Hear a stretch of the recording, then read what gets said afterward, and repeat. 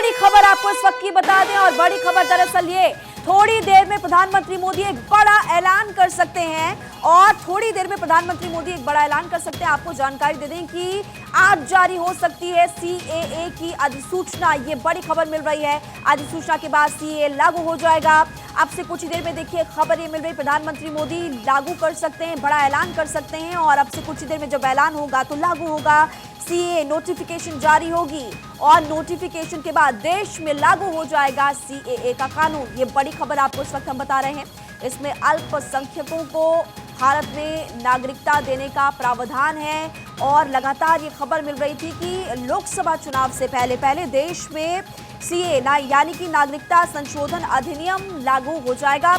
और इस वक्त की बड़ी खबर आपको बता रहे हैं, कुछ अहम ऐलान प्रधानमंत्री मोदी आज कर सकते हैं और अब से कुछ ही देर में पीएम मोदी बड़ा ऐलान कर सकते हैं। नोटिफिकेशन जारी होगी और ऐसे में देश में लागू हो जाएगा सीएए का कानून। ये नागरिकता संशोधन अधिनियम को लेकर इस वक्त की बड़ी खबर आपको बता रहे हैं। केंद्रीय गृह मंत्रालय आज सीएए नियमों को नोटिफाई कर सकता है और ऐसे में देखिए पिछले महीने ही केंद्रीय गृह मंत्री अमित शाह ने कहा भी था कि सीएए को लागू करने के लिए नियमों की घोषणा लोकसभा चुनाव से पहले की जाएगी और चुनाव की घोषणा भी क्योंकि जल्दी होने वाली है। और उससे पहले आज खबर मिल रही कि प्रधानमंत्री मोदी ऐलान कर सकते हैं और कुछ अहम ऐलान पीएम मोदी कर सकते हैं। देश में ऐलान के बाद सीएए लागू हो जाएगा। नागरिकता नागरिकता अधिनियम 2019 सीएए को लेकर राजनीति लंबे समय से गरमाई भी थी। आपने देखा पहले भी कई बार विरोध प्रदर्शन इसको लेकर हुआ।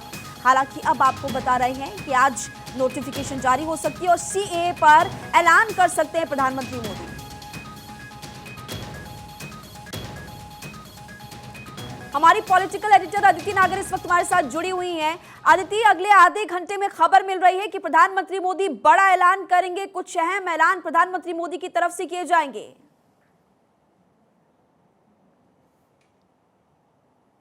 साथ संवाद करने का फैसला लिया और आपको याद होगा, चाहे फिर वो रात 8 बजे जो आज तक भी सबको याद है, जब उन्होंने डीमोनेटाइजेशन का फैसला लिया हो, जब भी कोई बड़े फैसले लिए हों, नोटबंदी की बात हो या किसी भी इस तरह की स्थिति में वो देश से सीधा संवाद करते हैं और शायद यही उनकी यूएसपी है कि वो किसी भी तरह का, अब आप देखिए अगर हम सीएए का जिक्र करें, क्योंकि प्रधानमंत्री नरेंद्र मोदी ने जब ये फैसला लिया कि आज वो संवाद कर सकते हैं, इस तरह की बात निकल कर आ रही है और ऐसी स्थिति में कई तरह के कंफ्यूजन है। आप फर्ज कीजिए कि हम सीएए का जिक्र करें, देश के गृह मंत्री अमित शाह ने एक बार नहीं, 2 बार नहीं, कई बार बात कही है कि इसी कार्यकाल 17वीं लोकसभा में सीएए की अधिसूचना जारी की जाएगी। बिल पास हो चुका है, लंबित भी रहा है वो, लेकिन अब आखिरकार सीएए की अधिसूचना जारी की जाएगी। अब सीएए को लेकर तमाम तरीके के कंफ्यूजन रह चुके हैं। कभी कहा जाता है कि जो देश के मुस्लिम्स हैं उनका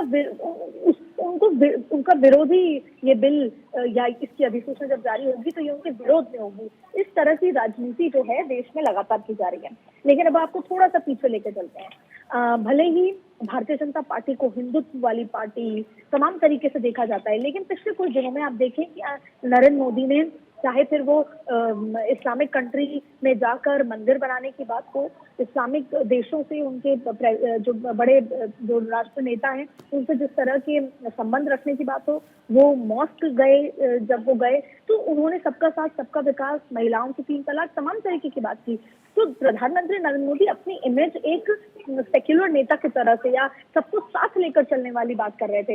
लेकिन अब अगर सीएए जारी होता है तो जाहिर तौर पे, खास तौर पे पश्चिम बंगाल की जो सीएम है वो इसको इस तरह से, जाहिर तौर पे चुनाव के दौरान ये बात कही जाएगी कि ये मुस्लिम विरोधी बिल है, इसको मुस्लिमों को देश से बाहर निकालने का बिल है, तमाम तरीके की बात होगी। तो संभवतः जब देश के प्रधानमंत्री सीएए का जिक्र करेंगे, सीएए की बात करेंगे, तो उस स्थिति में वो ये बात क्लियर करेंगे कि सीएए से क्या होगा। आपको याद होगा अमित शाह के उस बयान को मैं आज एक बार फिर आपको बताना चाहती हूँ, जिसमें वो कह रहे थे कि बांग्लादेश, अफगानिस्तान, पाकिस्तान से आए हुए माइनॉरिटीज जो लंबे समय से, दशकों से यहाँ रह रहे हैं, जिनको नागरिकता नहीं दी गई है। अदिति, आप बिल्कुल सही कह रही हैं। लौट रहे हैं आपके पास अदिति।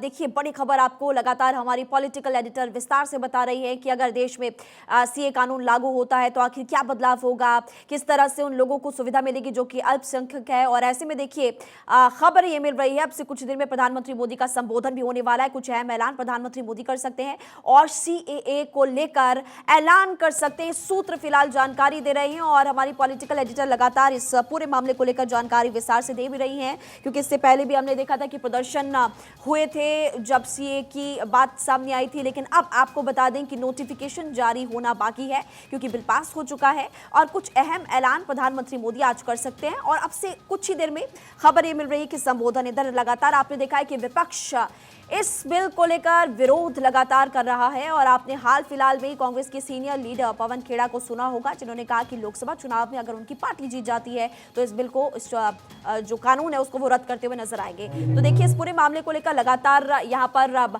फिलहाल बयानबाजी भी हो रही है। और सबसे बड़ी बात कि अब से कुछ ही देर में प्रधानमंत्री मोदी का संबोधन होगा और कुछ अहम ऐलान प्रधानमंत्री मोदी आज कर सकते हैं। तो बड़ी खबर इस वक्त आपकी टीवी स्क्रीन पर, नागरिकता संशोधन अधिनियम को लेकर बड़ी जानकारी फिलहाल सामने आ चुकी है। सीएए पर बड़ा ऐलान कर सकते हैं प्रधानमंत्री मोदी और अब से कुछ ही देर में पीएम मोदी ऐलान करते हुए नजर आएंगे। और सूत्र फिलहाल ये जानकारी दे रहे हैं कि नोटिफिकेशन जारी होगी और फिर देश में नागरिकता संशोधन अधिनियम यानी कि सीएए लागू हो जाएगा।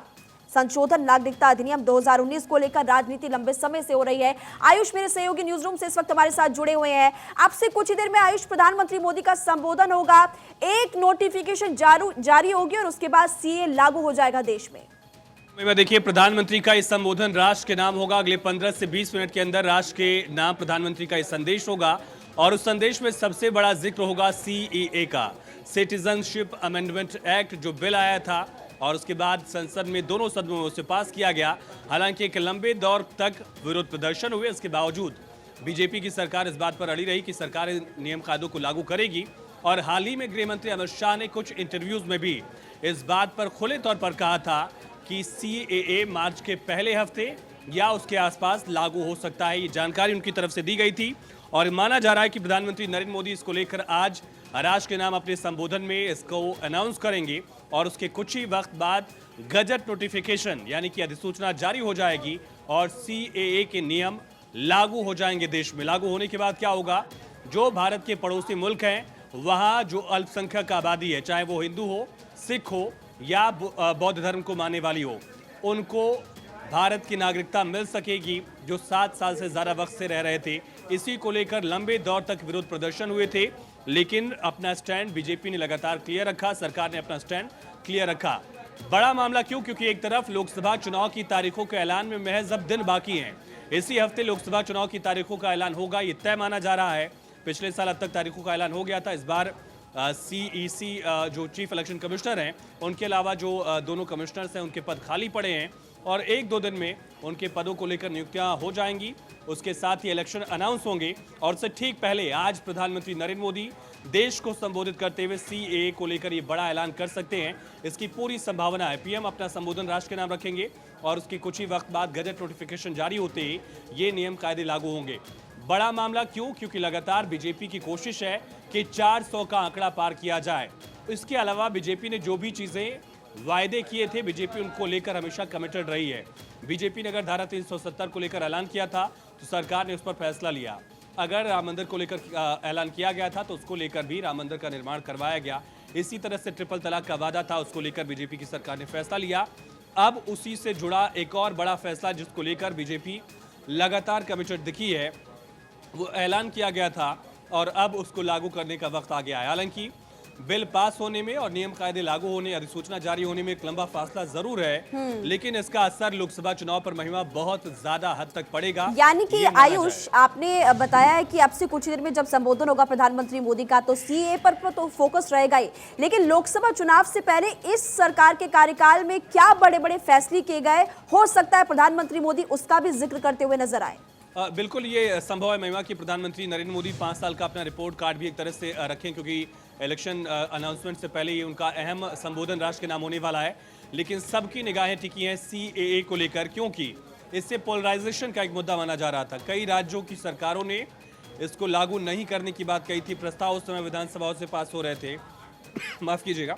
और अब ऐसे में प्रधानमंत्री अगर इसको लेकर ऐलान करते हैं तो लोकसभा चुनाव से ठीक पहले ये बड़ा मुद्दा होगा। एक ऐसा मुद्दा जिस पर अगर कांग्रेस विरोध करेगी तो उस पर मुस्लिम तुष्टीकरण के आरोप लगेंगे।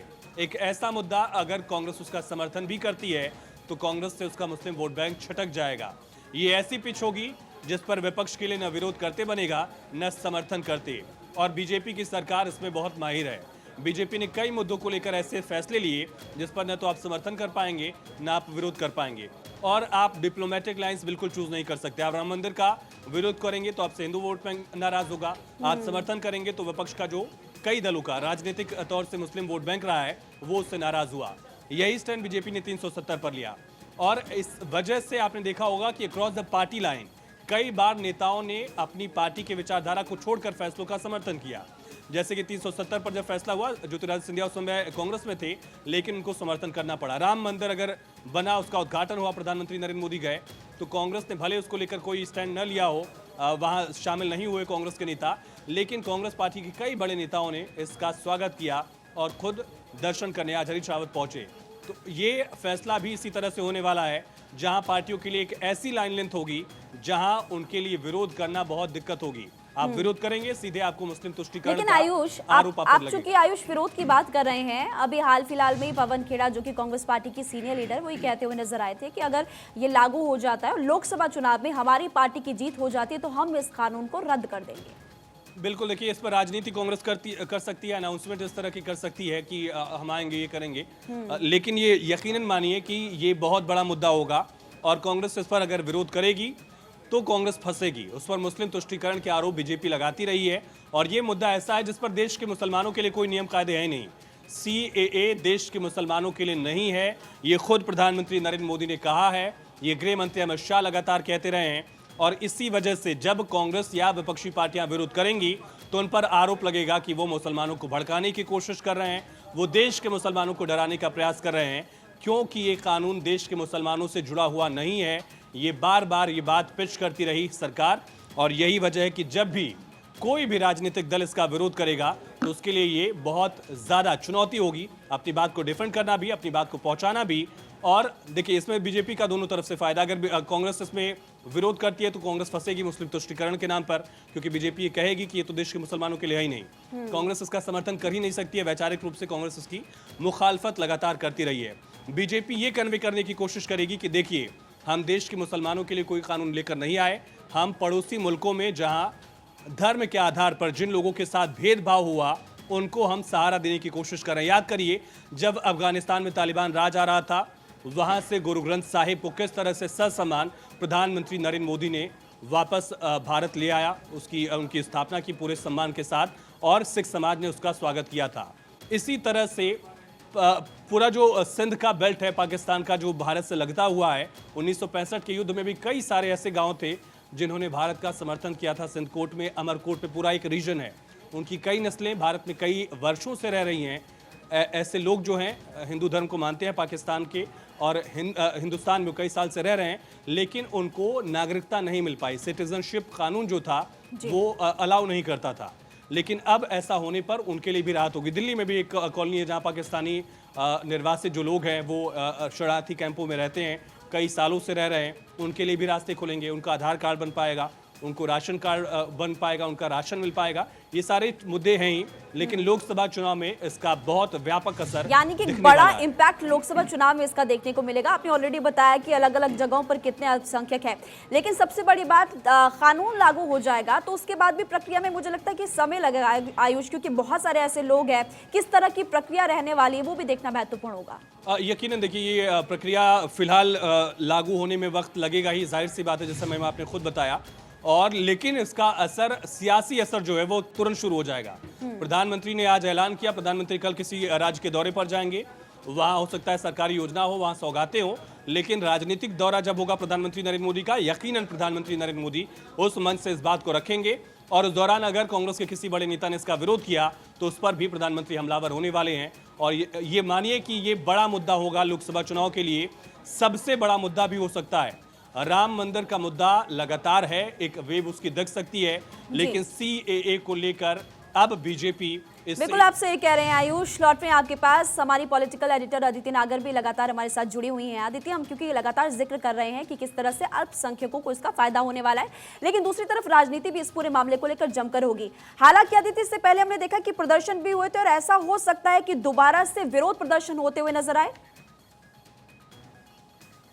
ठीक है, अदिति के पास लौटेंगे वापस। आयुष, मेरा सवाल आपसे यही है, क्योंकि इससे पहले भी हमने देखा जब बिल पास हुआ था तो उस दौरान भी कई जगहों पर प्रदर्शन हुए थे। तो ऐसा हो सकता है कि दोबारा से जब अब बड़ा ऐलान हो जाए तो कुछ लोग प्रदर्शन करते हुए नजर आए, उसको लेकर के भी तैयारी करनी होगी।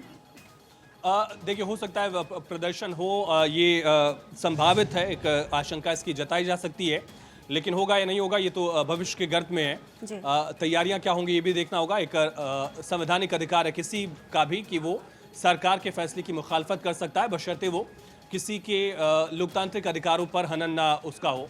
जैसा कि पिछली बार देखा गया था, महीनों तक शाहीन बाग में एक केंद्र बनाकर, एपिसेंटर बनाकर इस पूरे मामले का विरोध किया गया, मुखालफत किया गया, वहाँ तकरीरें दी गई। हालांकि बाद में दिल्ली राइट्स होते हैं, उसको भी उससे जोड़कर देखा गया, उसमें 50 लोगों की जान गई।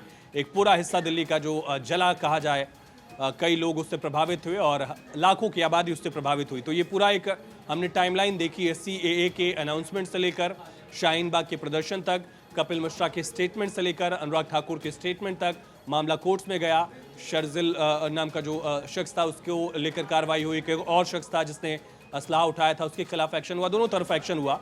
लेकिन प्रदर्शन अगर होगा तो राजनीतिक तौर पर पोलराइजेशन का एक मुद्दा बनेगा, ध्रुवीकरण का मुद्दा बनेगा और उसका असर यकीनन देखा जाएगा। याद करिए, पिछली बार जब इस तरह का मुद्दा हुआ था दिल्ली में, तो उस वक्त पर अरविंद केजरीवाल को हनुमान भक्ति दिखानी पड़ी थी ये साबित करने के लिए। उनको बड़ा बड़ा ऐलान करना पड़ा था, मुआवजे देने पड़े थे, करोड़ों रुपए की राशि को लेकर वो अनाउंसमेंट किए गए थे ताकि अपना वोट बैंक जो है वो संभाला जाए।